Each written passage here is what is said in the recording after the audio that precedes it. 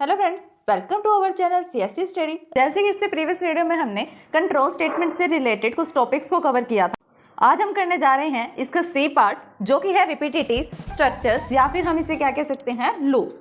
अब repetitive structures या statements क्या होती हैं, ये हमने प्रीवियस वीडियो में भी, इंट्रोडक्शन वीडियो में भी किया था कि रिपीटेटिव स्टेटमेंट्स क्या होती हैं, जिसके अंदर जो भी हम एग्जीक्यूशन कर रहे हैं नंबर ऑफ टर्म्स का, वो नंबर ऑफ टाइम एग्जीक्यूट होती हैं, लूप में चलती हैं, मतलब बार बार चलती रहती हैं। अब देखते हैं कि इसका स्ट्रक्चर क्या होता है। सबसे पहले हमें दिया हुआ है entry point and initialization, then वो किसके पास गया हुआ control, body of the loop, and then next is exit point. अब फर्स्ट देखते हैं कि एंट्री पॉइंट एंड इनिशियलाइजेशन क्या होता है। सबसे पहले तो आपको ये डिफरेंस पता होना चाहिए कि डिक्लेरेशन एंड इनिशियलाइजेशन में क्या डिफरेंस होता है। अब जब हम डिक्लेरेशन करते हैं तब हम क्या लिखते हैं, जैसे नॉर्मल हम लिखते हैं कि मैंने लिखा इंट एन लिख दिया, एंड सेमीकोलन का यूज़ किया मैंने उस लाइन को एंड करने के लिए। अब मैंने क्या कहा, मेरी इस लाइन का मतलब क्या है, अगर मैंने इंट एन लिखा तो एन मेरा एक वेरिएबल है जिसका डेटा टाइप क्या है, इंट टाइप का। ये तो है नॉर्मल डिक्लेरेशन कि मैंने सिर्फ डिक्लेयर किया है, ये मेरे वेरिएबल का नाम है और इसका जो डेटा टाइप है वो इंट है। अब तक मैंने ये नहीं बताया कि इसकी वैल्यू क्या होगी, सिर्फ इतना डिक्लेयर किया कि मुझे इस वेरिएबल को बाद में कहीं प्रोग्राम में यूज़ करना है, कुछ ना कुछ इसकी वैल्यू होगी। एक दूसरा पॉइंट क्या होता है, इनिशियलाइजेशन। अब इनिशियलाइजेशन में क्या आता है, जब हम डेटा टाइप की डिक्लेरेशन के साथ या किसी भी वेरिएबल की डिक्लेरेशन के साथ हम उसके अंदर क्या करते हैं, वैल्यू को भी इनिशियलाइज करते हैं या असाइन करते हैं वैल्यू एज अ वेरिएबल को। जैसे मैंने लिख दिया कि int n equals to 1 and semicolon, इसका मतलब क्या है कि n की वैल्यू 1 है और इन दोनों का रिटर्न टाइप या डेटा टाइप क्या है, इंट है। अब देखते हैं कि फर्स्ट पॉइंट क्या आता है, एंट्री पॉइंट एंड इनिशियलाइजेशन। किसी भी लूप स्ट्रक्चर में क्या होता है, हमारे पास 3 पार्ट्स होते हैं, एज अ 3 पार्ट्स में डिवाइड होता है, या कहें कि जो हमारी कंडीशन होती है वो 3 पार्ट्स में डिवाइड होती है। फर्स्टली हम क्या करते हैं, हमारे पास एक एंट्री पॉइंट होता है, हम जो हमारे पास लूप है उसके अंदर हम एंटर कब करेंगे, ये कंडीशन जो होती है उसे हम क्या बोलेंगे, एंट्री पॉइंट बोलेंगे।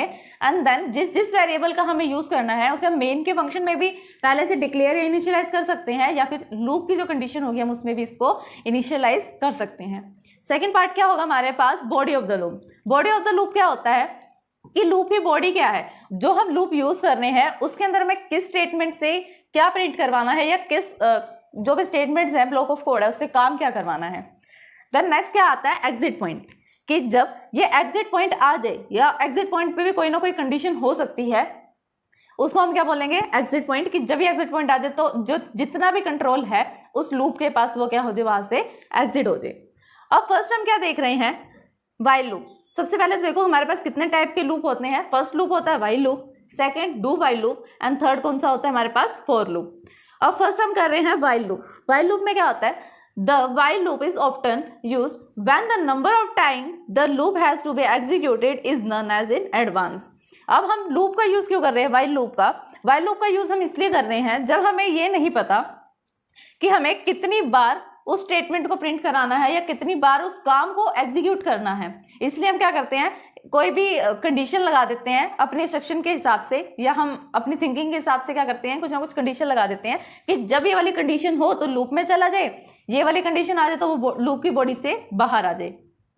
इसमें क्या होता है, हमें पहले से ही एडवांस में यह नहीं पता होता कि कब तक उसको एग्जीक्यूट करना है। जैसे हमने मान लिया कि मुझे 1 से लेकर 10 तक की काउंटिंग को प्रिंट करवाना है, तब मुझे ये तो पता है ना कि 1 से लेके मुझे 10 तक की काउंटिंग को ही प्रिंट कराना है, यानी स्टार्टिंग पॉइंट क्या हो जाएगा उसका, एंट्री पॉइंट क्या होगा 1, एंड एग्जिट पॉइंट क्या होगा उसका 10। इतना समझ में आया। अब ये हमें नहीं पता, अगर मुझे नहीं पता कि मुझे 10 नंबर ऑफ टाइम्स करना है या 100 number of time, 1000 number of times करना है, उस टाइम पे मैं एडवांस में नहीं पता होता कि ये लूप कितनी बार चलेगा, तब हम इन लूप्स का यूज करते हैं जब हमें पता ही नहीं होता कि कंडीशन को हमें कितनी बार एग्जीक्यूट करना है। अब इसको सिंटेक्स देखते हैं। सिंटेक्स क्या होता है व्हाइल लूप का, कंडीशन लिखेंगे, सबसे पहले हम लिखेंगे व्हाइल, व्हाइल नाम से जो कीवर्ड है वो लिखेंगे, देन ब्रैकेट्स में लिखेंगे कंडीशन, कंडीशन के बाद क्या लिखेंगे, व्हाइल लूप का ब्रैकेट, कर्ली ब्रैकेट स्टार्ट हो जाएगा, और उस कर्ली ब्रैकेट के अंदर जो भी हम लिखेंगे उसे हम क्या बोलेंगे, व्हाइल लूप की बॉडी। और उस बॉडी के अंदर हम लिखते क्या है, एग्जीक्यूटेबल स्टेटमेंट्स को लिखते हैं, जिन्हें हम चाहते हैं कि वो स्टेटमेंट क्या हो, एग्जीक्यूट होनी चाहिए जब हम इस व्हाइल लूप में एंटर करते हैं। तो अब देखते हैं इसका डायग्राम। डायग्राम में क्या है, वापस वही कि कोई ना कोई एंट्री पॉइंट होगा, जैसे वो एंट्री पॉइंट पे जाएगा कुछ ना कुछ कंडीशन है जो उसको फेस करनी पड़ेगी। अगर तो वो कंडीशन ट्रू हो रही है तो वो स्टेटमेंट को प्रिंट करेगा, वापस कंडीशन चेक करेगा एंट्री पॉइंट पे जाके, अगर फिर भी ट्रू है फिर स्टेटमेंट प्रिंट करेगा, देन वापस एंट्री पॉइंट पे जाएगा, फिर चेक करेगा ट्रू है अभी भी, वापस स्टेटमेंट प्रिंट करेगा, देन फिर एंट्री पॉइंट पे जाएगा। अगर फोर्थ टाइम पे वो कंडीशन फॉल्स हो जाती है तो वो कहाँ चला जाएगा, उस बॉडी की जो भी कंट्रोल है उससे बाहर चला जाएगा। अब हम इसके एक एग्जाम्पल प्रोग्राम देखते हैं जिससे आपको और ज्यादा क्लियर हो जाएगा कि वर्किंग इसकी कैसे हो रही है। Write a program to find sum of first 10 natural number using the while loop. हमें क्या करना है, sum of first 10 natural number निकालना है, मतलब जितने भी हमारे नेचुरल नंबर है उसके अंदर से फर्स्ट 10 नेचुरल नंबर्स का सम निकालना है by using the while loop. Firstly हम क्या करते हैं, iostream.h को इंक्लूड करते हैं, conio.h को इंक्लूड करते हैं, देन यूजिंग नेम स्पेस का यूज करते हैं। देन हम क्या करते हैं, void का यूज करते हैं, void मेन फंक्शन लिया हमने और उसका रिटर्न टाइप मैंने क्या ले लिया, void ले लिया। देन अब मैंने क्या करा है, एक जो हमारे पास वेरिएबल लिया मैंने n नाम से और उसको इनिशियलाइज कर दिया 1 वैल्यू, और ये किस टाइप का है, इंट टाइप का। एक सम नाम से वेरिएबल लिया, उसकी वैल्यू को मैंने भी क्या कर दिया, 0 इनिशियलाइज कर दिया, और वो भी किस टाइप का है, इंटीजर टाइप का। अब यहाँ से हमारी मेन कंडीशन स्टार्ट होती है व्हाइल लूप से। व्हाइल नाम का हमने कीवर्ड यूज किया, उसके अंदर हमने क्या देखा था, सिंटेक्स में ब्रैकेट्स के अंदर अब क्या लिखेंगे, कंडीशन लिखेंगे। और मैंने क्या कंडीशन लिखी है कि जब तक मेरा n स्मॉल होगा या इक्वल होगा 10 के, तब तक इसके अंदर ही रहे, जितना भी कंट्रोल है वो व्हाइल लूप के अंदर रहे। और मेरी क्या कंडीशन थी जो मुझे इंप्लीमेंट करनी थी, वो थी कि फर्स्ट 10 जितने भी नेचुरल नंबर है फर्स्ट 10 उनका सम मुझे प्रिंट करवाना था। तो मैंने क्या कंडीशन डाल दी, जब तक n 10 से छोटा है और 10 के इक्वल है तब तक वो व्हाइल लूप की बॉडी में रहेगा, और व्हाइल लूप के अंदर जितनी भी हमारी स्टेटमेंट्स हैं उनको एग्जीक्यूट करेगा। अगर बाय चांस ये कंडीशन फॉल्स हो जाती है, n बड़ा हो जाता है 10 से, तब वो क्या करेगा, उस लूप से बाहर आ जाएगा और सी आउट में क्या कर देगा, एक स्टेटमेंट को प्रिंट कर देगा कि sum of first 10 natural number is sum and semicolon. फिर क्या हो जाएगा, प्रोग्राम का एंड हो जाएगा। अब हमने क्या देखना है कि व्हाइल लूप काम कैसे कर रहा है।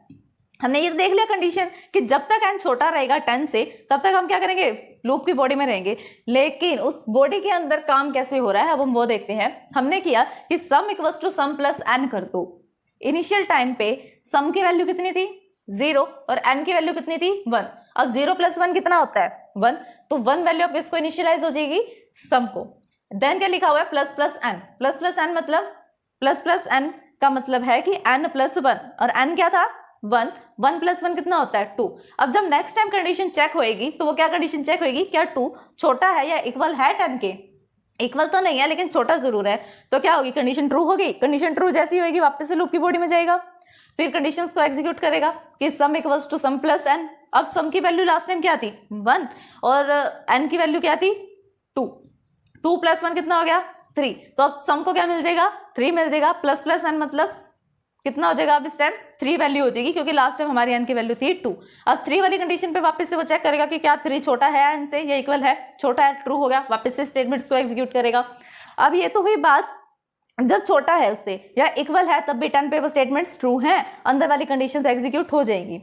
अब हम देखते हैं कि कंडीशन फॉल्स किस पर होगी। फॉल्स कब होगी, जब n बड़ा हो जाएगा 10 से।